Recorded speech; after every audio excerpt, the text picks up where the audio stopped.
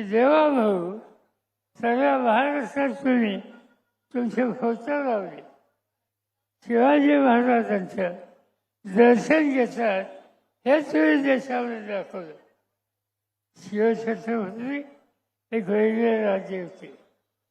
त्यांच्या राज्यामध्ये दुष्काळ पडला आणि दुष्काळ पडल्यानंतर शेतकऱ्याच्याकडे नांगरटीची व्यवस्था नव्हती. महाराजांनी काय करावं? शिवाजी महाराजांनी नांगराचा फाळ हा बसवण्याच्यासाठी शेतकऱ्याला सोनं दिलं आणि सोन्याचा फाळ त्यांनी शेतीची नांगरट केली आणि हे सांगितलं की हा बळीराजा हा उपाशी राहिला तर देश उद्ध्वस्त होईल आणि हा देश शिवाजी महाराजांचा हा देवाभाऊ घेतील असं आम्हाला वाटत होतं. पण ठिकठिकाणी मोठे मोठे होर्डिंग, मोठे मोठे पोस्टर, मोठे मोठे चित्र ही त्यांनी लावली शिवाजी महाराजांचं नाव घेऊन.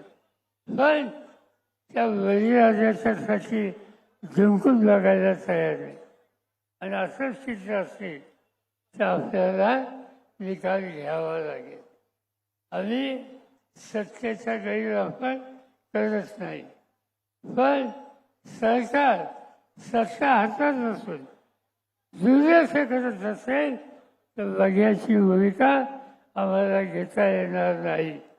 आणि ते करायचं असेल तर असताच शशिकांत शिंदे यांच्या या सगळ्यांनी सांगितलं की एका ठराविक दिवसामध्ये तुम्ही हे निकाल घेतले नाहीत, शेतकऱ्याला मदत केली नाही तर आज नाशिकचा हा मोर्चा ही सुरुवात आहे.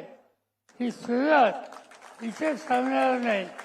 तुम्ही दुर्लक्ष केलं तर हा मोर्चा आणखीन मोठा आणि उग्र स्वरूपात केले. हे या ठिकाणी मी सांगू इच्छितो. देवाभाऊंना माझी विनंती आहे, आजूबाजूला बघा हिंदुस्थानच्या काय घडतंय ते. नेपाळमध्ये गेल्या 8 दिवसात काय घडलं? राज्यकर्ते गेले, एक भगिनी आली, तिच्या हातात राज्य दिलं गेलं. आणखीन काय झालं मी त्याच्या खोलात जाऊ इच्छित नाही. शहाणपणा हा शिकण्याचं काम देवाभाऊ आणि त्यांच्या सहकारी करतील अशाच प्रकारची अपेक्षा आज या ठिकाणी करतो. आणि या मोर्चासाठी तुम्ही आला, या मोर्चाच्या तयारीसाठी मग रोहित पवार असतील, या मोर्चाच्या तयारीसाठी गेले काही दिवस आमचे सहकारी भुसारा हे असतील आणि नाशिक शहर आणि जिल्ह्याचे सगळे प्रमुख नेते असतील. त्यांनी जे कष्ट घेतले त्याबद्दल त्यांना धन्यवाद देतो. आणि तुम्हा सगळ्यांसुद्धा एवढ्या संख्येनं आलात, मोर्चात सहभागी झालात याबद्दल तुमच्या सगळ्यांचं कौतुक करतो. आणि पुन्हा महिना 1.5 महिन्यात जर घडलं नाही तर तयार राहा हेच सांगतो आणि आपली रजा घेतो.